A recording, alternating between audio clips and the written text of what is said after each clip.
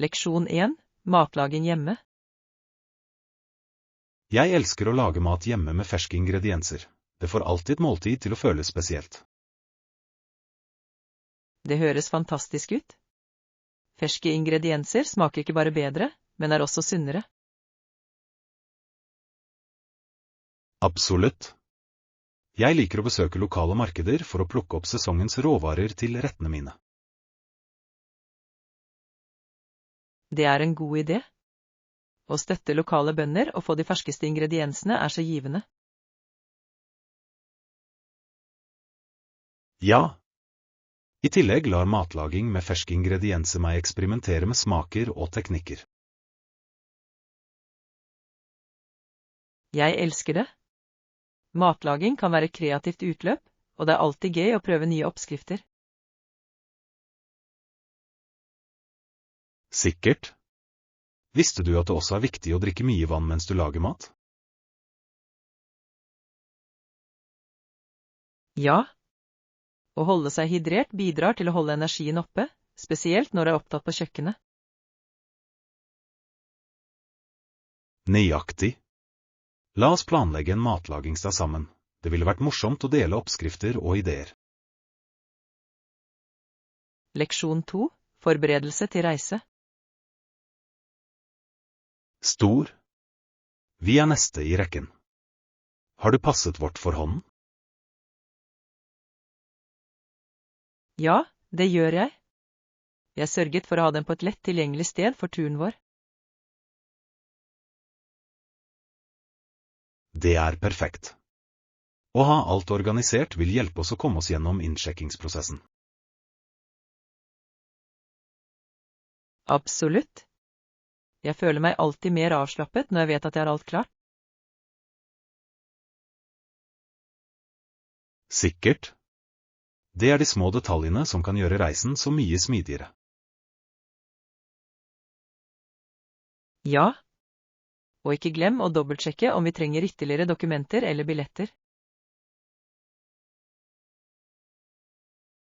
Godt poeng. Jeg går raskt gjennom sjekklisten for å sikre at vi har alt vi trenger. Flott idé. Med alt forberedt kan vi fokusere på å nyte reisen fremover.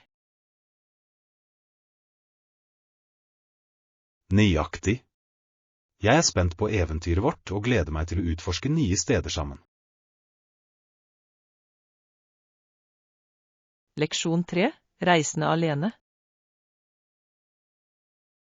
Jeg har hørt noen historier om alenereisende, og de fremhever ofte de utrolige opplevelsene de har.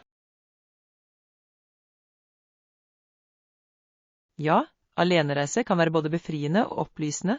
Det gir mulighet for selvoppdagelse og personlig vekst.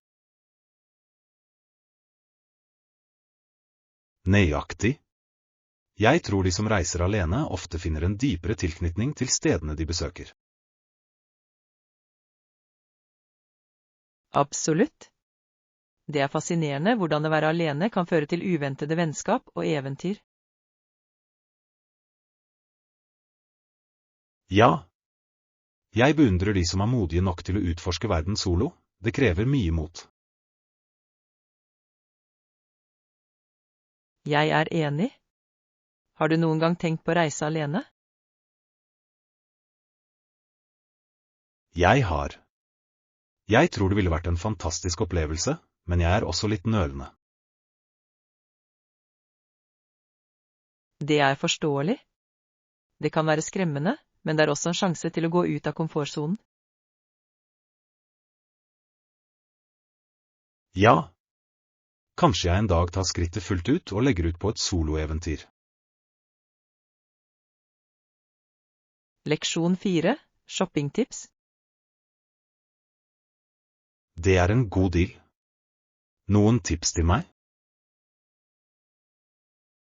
Definitivt. Jeg anbefaler å lage en liste på forhånd og holde seg til den. Det hjelper å holde deg fokusert. Det høres ut som en solid plan. Det forhindrer impulskjøp og holder budsjettet ditt i sjakk. Nøyaktig. Dessuten sparer du tid mens du handler fordi du vet nøyaktig hva du trenger. Jeg elsker den ideen. Jeg skal sørge for å organisere listen min etter seksjoner for å gjøre det enklere i butikken. Det er en flott taktikk. Det vil bidra til å strømlinjeforme shoppingen din og minimere tilbakesporing. Sikkert. Jeg vil også holde øye med salg og rabatter før jeg drar ut. Ja. Det er alltid en god idé å planlegge og få mest mulig ut av budsjettet. Jeg gleder meg til å gå på shopping nå. Det føles flott å ha en solid plan på plass. Leksjon 5. Smakspreferanser. Jeg foretrekker mildere smaker. De er ofte morsommere for meg. Det er interessant. Alle har forskjellige smakspreferanser, og det er viktig å finne det du liker. Nøyaktig. Jeg opplever at jeg setter mer pris på finessene i mildere retter enn altfor krydrede. Ja. Mildere smaker kan virkelig fremheve friskheten til ingrediensene og balansere ulike smaker. Jeg synes det også er fint å eksperimentere med urter og krydder som forsterker smaken uten å overdøve dem. Absolutt. Å bruke friske urter kan gi så mye til en rett uten å gjøre den for intens. Sikkert. Hva er din favorittmåte å inkludere milde smaker i matlagingen din? Jeg elsker å lage retter med sitron og urter. De legger til lysstyrke uten å være overveldende. Det høres deilig ut. La oss dele oppskrifter som fokuserer på de mildere smakene og nyt å lage mat sammen. Leksjon 6. Bærekraftige oppstarter. Jeg har lest om vellykkede bærekraftige startups i det siste, og det er fascinerende hvordan de endrer forretningslandskapet. Det er et interessant tema. Bærekraftige startups fokuserer ikke bare på profitt, men vurderer også deres innvirkning på planeten. Nøyaktig. Brainstorming, ideer som bidrar til både miljømessig og sosialt gode, er så viktig akkurat nå. Ja. Jeg synes det er flott at mange gründere prioriterer bærekraft i sine forretningsmodeller.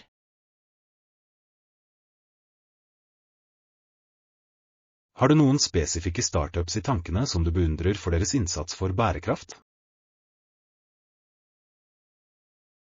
Det gjør jeg.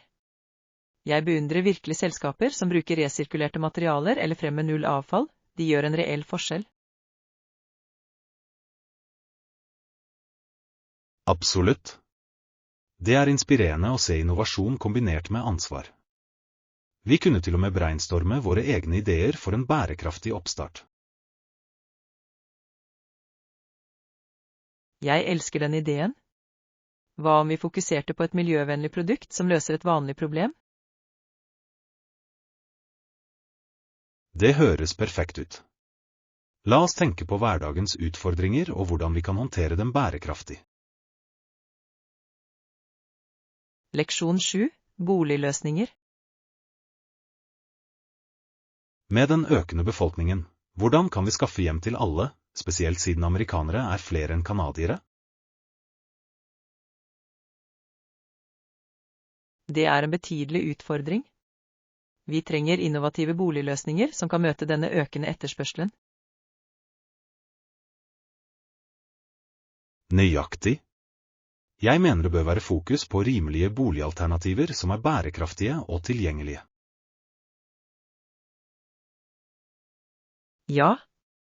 Det er avgjørende å skape lokalsamfunn der alle har et trygt sted å bo, uavhengig av inntekt. Hva tenker du om bittesmå boliger som en potensiell løsning? De ser ut til å få popularitet. Små hjem er en fantastisk idé. De fremmer minimalisme og kan bygges raskt for å møte boligmangel.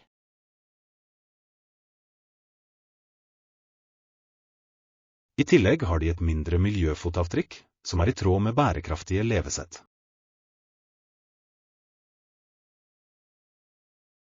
Absolutt. Vi bør utforske flere konsepter som dette og vurdere hvordan de kan implementeres i større skala. Jeg ville elske det. La oss fortsette å diskutere hvordan vi kan bidra til å løse disse viktige problemene. Leksjon 8. Las Vegas Opportunities. Jeg har hørt at det kan være ganske lukrativt å opptre i Las Vegas, spesielt siden lønnen der er god. Det er sant. Publikum i Las Vegas er ofte veldig takknemlige, noe som gjør det til et flott sted for underholdere. Nøyaktig. Jeg tror atmosfæren der virkelig hever opplevelsen for både utøvere og publikum. Ja. Spenningen i byen kan skape uforglemmelige øyeblikk under show. Har du noen gang tenkt på å opptre der? Jeg har. Det ville vært spennende å være en del av en så levende underholdningsscene. Definitivt. I tillegg betyr variasjonen av show at det er noe for enhver smak, noe som er en flott mulighet. Jeg tror å kombinere talent med det rette lokalet kan føre til fantastiske opplevelser for artister. Absolutt. La oss fortsette å utforske interessene våre og se om vi kan finne måte å inkorporere ytelse i livene våre. Jeg er med. Det ville vært morsomt å samarbeide om et prosjekt som viser vår kreativitet. Leksjon 9. Ta bilder for referanse. Definitivt. La oss også ta bilder av det vi liker som referanse. Det vil hjelpe oss å huske ideene våre senere. Det er en fantastisk idé. Visuelle referanser kan virkelig vekke kreativitet og inspirasjon. Nøyaktig. Noen ganger kan du se et bilde minne deg om følelsen eller konseptet du ønsker å fange. Ja. I tillegg er det en fin måte å dokumentere reisen vår og tingene som resonerer med oss. Jeg synes vi bør lage en kollasj av favorittbildene våre for å inspirere prosjektene våre ytterligere. Det høres gøy ut. Det kan fungere som et visuelt moodboard for det vi bestemmer oss for å jobbe med. Ja. La oss sørge for å ha telefonene våre tilgjengelige, slik at vi kan ta bilder når noe fanger oss. Absolutt. Jeg gleder meg til å begynne å samle ideer og inspirasjoner sammen. Jeg også. Dette vil være en fin måte å forbedre vår kreativitet og samarbeid. Leksjon 10. Nødanropssituasjon. Det er bekymringsfullt å høre at de foretok 30 nødanrop til politiet, hvorav ingen førte til formell siktelse etter hendelsene. Ja, det er ganske urovekkende. Det reiser spørsmål om effektiviteten til beredskapssystemet. Nøyaktig. Det er viktig å undersøke hvorfor disse samtalene ikke resulterte i konkrete handlinger. Jeg er enig. Å forstå konteksten bak hver samtale kan bidra til å forbedre fremtidige svar. Vi bør vurdere hvordan vi bedre kan støtte enkeltpersoner i krisesituasjoner for å forhindre slike hendelser. Ja. Å gi ressurser og støtte kan bidra til å lindre noen av problemene som fører til gjentatte anrop. Jeg tror samfunnsoppsøkende programmer kan spille en viktig rolle i å løse disse bekymringene. Absolutt. Å engasjere seg i samfunnet kan fremme tillit og forbedre kommunikasjon med rettshåndhevelse. La oss fortsette å diskutere hvordan vi kan bidra til positive endringer i lokalsamfunnene våre. Leksjon 11. Erfaringer over materielle ting. Jeg tror det er viktig å prioritere opplevelser fremfor materielle ting. De skaper varige minner. Jeg er helt enig. Erfaringer beriker livene våre på måter som eiendeler aldri kan. Nøyaktig. Å reise, møte nye mennesker og prøve nye aktiviteter kan forme hvem vi er. Ja. Å vurdere å bo på vandrehjem kan være en fin måte å spare penger på mens du nyter disse opplevelsene. Absolutt. Vandrerhjem gir ofte muligheter til å komme i kontakt med andre reisende og dele historier. I tillegg kan de være plassert i førsteklasses områder, noe som gjør det lettere å utforske nye steder. Jeg tror det sosiale aspektet ved herberger gir så mye verdi til reiseopplevelsen. Definitivt. La oss planlegge en tur hvor vi kan bo på herberger og møte nye venner underveis. Jeg er spent. Å utforske nye destinasjoner mens du kobler til andre vil være uforglemmelig. Leksjon 12. Utforsk stier i nærheten. Absolutt. Det er en sti i nærheten som jeg har hatt lyst til å utforske en stund. Det høres spennende ut. Fotturer kan være en så forfriskende måte å få kontakt med naturen og få litt mosjon. Nøyaktig. Jeg elsker følelsen av å være omgitt av trær og frisk luft. Det er så oppkvikkende. Ja. I tillegg er det en flott mulighet til å ta noen vakre bilder og sette pris på naturen.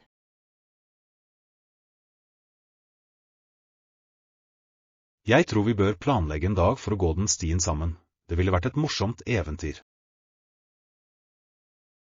Jeg ville elske det. La oss pakke litt snacks og gjøre en dag med det. Flott idé. En piknik på toppen ville være den perfekte måten å nyte innsatsen vår på. Absolutt. Jeg gleder meg til å se utsikten fra toppen. Det vil være verdt turen. Jeg gleder meg. La oss sørge for å sjekke været og velge en god dag. Leksjon 13. Stressfri reise. Jeg kunne ikke vært mer enig. En stressfri reise er avgjørende for å nyte enhver tur vi planlegger. Absolutt. La oss gjøre denne turen så smidig som mulig ved å forberede oss på forhånd. Ja. Å planlegge alt fra overnatting til aktiviteter vil hjelpe oss å unngå stress i siste liten. Nøyaktig. Vi bør også lage en fleksibel reiserute, slik at vi kan tilpasse oss dersom ting endrer seg. Jeg liker den ideen. Litt fleksibilitet kan føre til uventede eventyr vi kanskje ikke hadde planlagt. Definitivt. I tillegg lar det slappe av å nyte øyeblikket uten å føle oss forhastet. Jeg synes vi også bør prioritere egenomsorg under turen for å holde energien oppe. Absolutt. Å ta pauser og nyte nedetid er like viktig som sightseeing. Jeg gleder meg til å begynne å planlegge denne turen. Det kommer til å bli et eventyr fylt med glede og avslapning. Leksjon 14. Øvelse gjør mester. Jeg tror at øvelse gjør mester. Jo mer vi jobber med ferdighetene våre, jo bedre blir vi. Absolutt. Konsekvent praksis er nøkkelen til å mestre alt, enten det er en hobby eller en ny jobb. Ja. Jeg har prøvd å utvikle matlagingsferdighetene mine, og jeg føler at jeg forbedrer meg for hvert forsøk. Det er flott. Matlaging er en så givende ferdighet, og å eksperimentere på kjøkkenet kan være så gøy. Nøyaktig.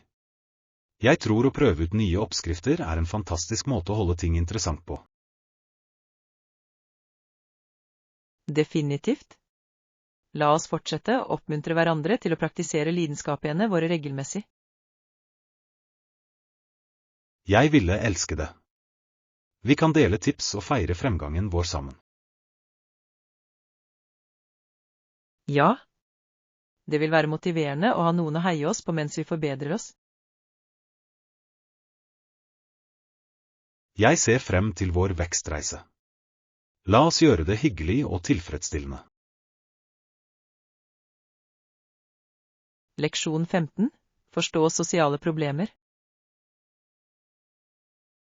Det er alarmerende å tenke på at de dømte teknisk sett var under en dødsdom. Det var liten bekymring for å gjøre dem komfortable på den tiden. Ja, det er et problematisk aspekt ved rettssystemet, og det reiser mange etiske spørsmål. Nøyaktig. Hvordan vi behandler individer i systemet reflekterer samfunnet vårt som helhet. Absolutt. Det er avgjørende å ha diskusjoner om rehabilitering versus straff. Jeg er enig. Fokus på rehabilitering kan føre til bedre resultater for alle involverte. Ja. Det er viktig å vurdere hvordan våre handlinger kan påvirke andres liv. Jeg tror vi bør fortsette å øke bevisstheten om disse problemene og gå inn for endring. Definitivt. Sammen kan vi bidra til et mer medfølende og rettferdig samfunn. Jeg ser frem til å diskutere dette videre og utforske måter å gjøre en forskjell på. Leksjon 16. Romkameratordninger. Jeg trenger minst 2 soverom siden jeg skal ha en samboer, som er fornuftig for å dele plassen komfortabelt. Absolutt. Å ha nok plass er avgjørende for å opprettholde et godt bomiljø. I tillegg gir det litt personlig plass, noe som er viktig når du bor sammen med noen andre. Ja. Jeg tror det er avgjørende å ha grenser og respektere hverandres privatliv. Nøyaktig. Å dele husleien vil gjøre det rimeligere for oss begge, noe som er en bonus. Definitivt. Det er en praktisk tilnærming som kommer alle involverte til gode. Jeg er spent på å finne et sted som passer både våre behov og preferanser. Jeg også. La oss begynne å se på alternativer og lage en liste over hva vi ønsker i vårt nye hjem. Flott idé. Jeg gleder meg til å se hva vi oppdager sammen. Leksjon 17. Shoppingvalg. Du bør prøve å surfe på nettet også. Mange butikker har et bredt utvalg av alternativer tilgjengelig. Det er et flott forslag. Netthandel kan være så praktisk, spesielt når du leter etter noe spesifikt. Nøyaktig. I tillegg kan du enkelt sammenligne priser og stiler uten å gå fra butikk til butikk. Ja. Jeg elsker at jeg kan lese anmeldelser fra andre kunder for å hjelpe meg med å ta en avgjørelse. Anmeldelser kan virkelig gi innsikt i kvaliteten på varene, noe som er veldig nyttig. Sikkert. Har du funnet noen gode nettbutikker nylig som du vil anbefale? Ja, jeg oppdaget noen få butikker som tilbyr unike ting som ikke finnes i vanlige butikker. Det høres spennende ut. Jeg er alltid på utkikk etter unike gjenstander som gir en uttalelse. La oss lage en plan for å bla sammen. Det kunne vært morsomt å dele funnene våre. Leksjon 18, Airport Timing. Ja, jeg planlegger å nå flyplassen minst 2 timer før flyet mitt. Det er viktig å ha nok tid til innsjekking. Det høres lurt ut. Å ankomme tidlig kan virkelig redusere stress, spesielt hvis det er lange køer. Nøyaktig.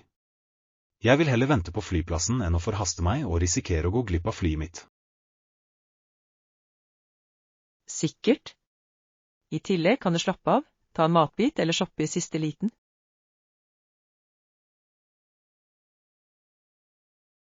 Ja. Jeg elsker å utforske flyplassbutikker. Noen ganger har de unike suvenirer. Det er sant. Det er en fin måte å starte turen med noe spesielt. Og hvis jeg har ekstra tid, kan jeg finne et koselig sted å lese en bok eller se på folk. Det høres deilig ut. Flyplasser kan være så interessante steder, fylt med forskjellige historier. Absolutt. La oss sørge for at vi begge planlegger vår neste tur for å unngå kaos i siste liten. Leksjon 19, Kulinariske opplevelser. Sist jeg var i Spania, hadde jeg autentisk spansk paella, og det var en uforglemmelig opplevelse. Det høres fantastisk ut. Jeg har alltid hatt lyst til å prøve ekte paella. Jeg hører den er full av smak. Det er det virkelig. Kombinasjonen av safran, sjømat og krydder var en smakssensasjon jeg sent vil glemme. NAM. Jeg elsker hvordan mat kan transportere deg til forskjellige steder og kulturer bare ved å smake på den. Nøyaktig. Hver bit forteller en historie om regionen og dens kulinariske tradisjoner. Jeg er helt enig. Hvilke andre retter prøvde du mens du var der? Jeg likte også tapas. De var perfekte for å dele og prøve en rekke smaker. Det høres herlig ut. Å dele slike retter gjør at måltidet føles mer sosialt og morsomt. Ja. Det er en fin måte å oppleve kulturen og få kontakt med andre over mat. Leksjon 20, Bekymringer om sikkerhet. Jeg har lest at ulykker som involverer sjåfører som bruker alkohol eller narkotika, har blitt en betydelig bekymring i det siste. Ja, det er alarmerende hvordan disse problemene kan føre til alvorlige konsekvenser på veien. Nøyaktig. Det er avgjørende for alle å forstå risikoene og ta ansvarlige valg. Absolutt. Talsmann for tryggere kjørevaner er avgjørende for å beskytte liv. Nylig har noen mennesker anklaget samkjøringstjenester for å bidra til problemet. Det er et interessant perspektiv. Det fremhever viktigheten av ansvarlighet i alle former for transport. Ja. Å sikre at både sjåfører og passasjerer prioriterer sikkerhet bør være en topp prioritet. Definitivt. La oss fortsette å diskutere måter vi kan øke bevisstheten om disse problemene i samfunnet vårt. Jeg ville elske det. Sammen kan vi oppmuntre til tryggere kjørevaner og gjøre en forskjell. Leksjon 21, Kjøretips. Du vet, da jeg først begynte å kjøre, fant jeg ut at det var utrolig nyttig å øve på en stor, åpen plass. Jeg er helt enig, fordi det hadde friheten til å øke hastigheten og senke farten uten noen distraksjoner hjelper virkelig å bygge opp selvtillit. Nøyaktig. Det er som et tomt lerret hvor du kan eksperimentere med ferdighetene dine. Å kunne justere hastigheten gradvis gjør det lettere å forstå hvordan bilen reagerer, tror du ikke?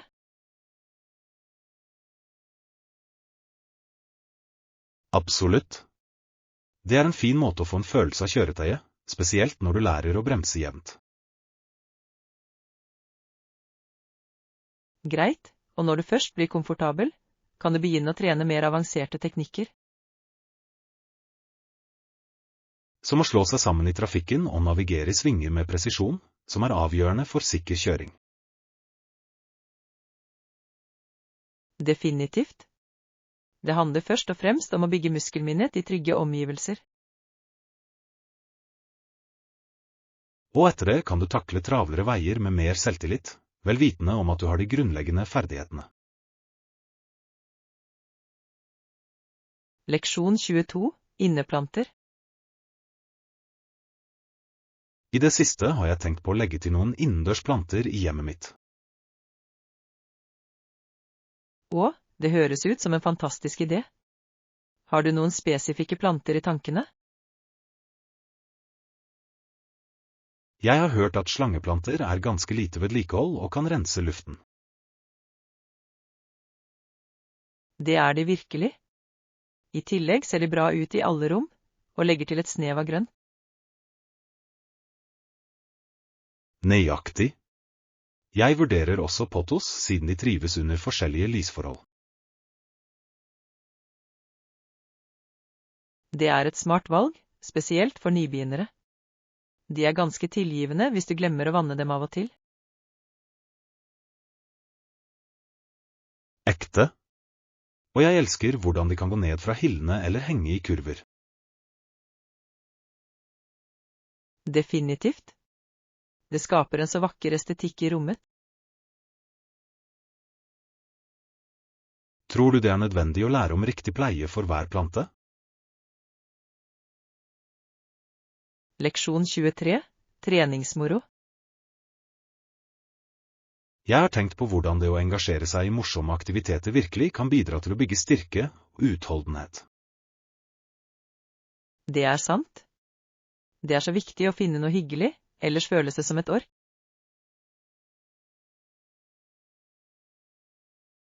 Høyre. Har du noen gang prøvd en dansekurs? Det er en fin måte å trene mens du har det gøy. Ja. Jeg elsker å danse, det føles så befriende og er en utmerket kardiotrening. I tillegg bidrar det til å forbedre koordinasjonen, noe som er en ekstra bonus. Nøyaktig. Og det er en fin måte å møte nye mennesker mens du holder deg aktiv. Jeg har også hørt at fjellklatring er en fantastisk treningsøkt for hele kroppen.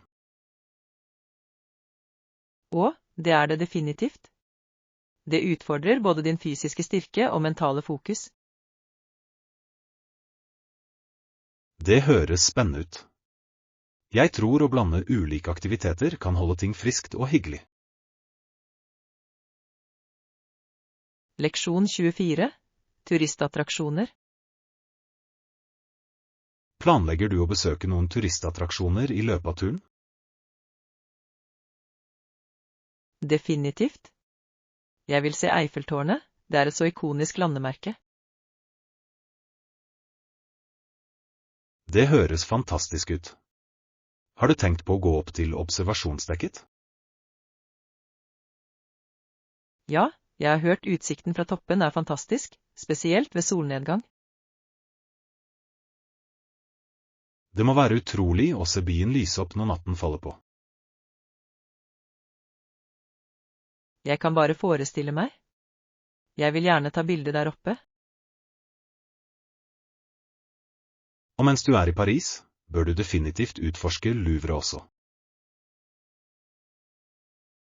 Absolutt. Jeg har alltid ønsket å se Mona Lisa personlig. Det er fascinerende å tenke på all historien og kunsten som ligger i det museet. Leksjon 25, samfunnsansvar. Vi må aldri la vekten av denne kombinasjonen sette våre friheter eller demokratiske prosesser i fare.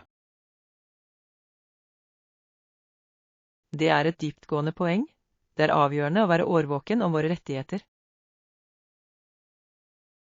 Ja, og vi må delta aktivt i våre lokalsamfunn for å beskytte disse frihetene. Absolutt. Å engasjere seg i diskusjoner og være informerte borgere er avgjørende. Å oppmuntre andre til å si ifra kan skape et mer bevisst samfunn. Nøyaktig. Det handler om å fremme en kultur for dialog og forståelse. Tror du Det kan, sosiale på godt og medier vondt, spiller en Det er rolle et i kraftig dette? verktøy for å spre bevissthet. Høyere. Men det er også viktig å verifisere informasjonen vi kommer over. Leksjon 26. Karrierevalg. Jeg er bekymret for hva folk vil synes om yrkesvalget mitt. Det er en vanlig bekymring, men det er viktig å følge det som virkelig resonnerer med deg. Jeg vet, men noen ganger føler jeg meg presset av samfunnsmessige forventninger. Det er lett å føle det slik, men din lykke bør komme først. Nøyaktig. Jeg har innsett at å forfølge lidenskapen min er mer tilfredsstillende enn å tilpasse seg. Det er en modig avgjørelse. Har du vurdert hvordan du skal kommunisere valget ditt til andre? Ja, jeg tror jeg vil fokusere på å dele min entusiasme for det jeg gjør. Det er en flott tilnærming. Lidenskap kan være smittsom. Jeg håper at ved å vise min dedikasjon, vil andre forstå valget mitt bedre. Leksjon 27. Hotellresepsjon. Ikke noe problem. Vi har en 24 timers resepsjon, slik at du kan sjekke inn når som helst. Det er betryggende. Nå regner du med å ankomme? Jeg burde vært der rundt 22, men det kan variere litt. Det er greit. Jeg setter pris på fleksibiliteten. Selvfølgelig. Vi ønsker å sikre at oppholdet ditt er så komfortabelt som mulig. Og har du noen anbefalinger for sen kveldsbespisning i nærheten? Ja, det er en flott restaurant bare noen kvartaler unna som er åpen hele natten. Perfekt. Jeg elsker å prøve lokale steder, spesielt etter en lang reise. Det er en fin måte å dykke inn i den lokale kulturen. Leksjon 28. Komme i form. Hei, jeg har følt meg litt ute av form i det siste. Jeg forstår, det er viktig å fortsette å bevege seg og være aktiv. Nøyaktig. Jeg har tenkt på å starte en ny treningsrutine. Det er en god idé. Har du vurdert hvilken type trening du liker? Jeg pleide å elske å jogge, men jeg tror jeg kan prøve noe annet denne gangen. Hva med å bli med på en treningstime? Det kan være en morsom måte å holde motivasjonen oppe. Det høres tiltalende ut. Det ville vært hyggelig å møte andre med lignende mål. I tillegg kan energien til en gruppe virkelig presse deg til å gjøre ditt beste. Jeg tror jeg skal se nærmere på noen lokale klasser og se hva som passer timeplanen min. Leksjon 29. Kreativ fiksjon. Ikke desto mindre ble mange karakterer og hendelser oppfunnet i historien. Det er sant. Det er fascinerende hvordan forfattere kan skape hele verdener fra fantasien. Ja, og til og med fiktive elementer kan reflektere virkelige opplevelser og følelser. Nøyaktig. Det gir dybde og relatabilitet til fortellingen. Jeg synes det er utrolig hvordan en historie kan fremkalle ekte følelser, selv om den ikke er sann. Det er et vitnesbyrd om kraften i historiefortelling og dens innvirkning på livene våre. Og noen ganger kan fiktive historier lære oss verdifulle leksjoner. Absolutt. De kan inspirere oss til å tenke annerledes og se nye perspektiver. Det er det fine med litteratur. Den kobler oss til opplevelser utover våre egne. Leksjon 30.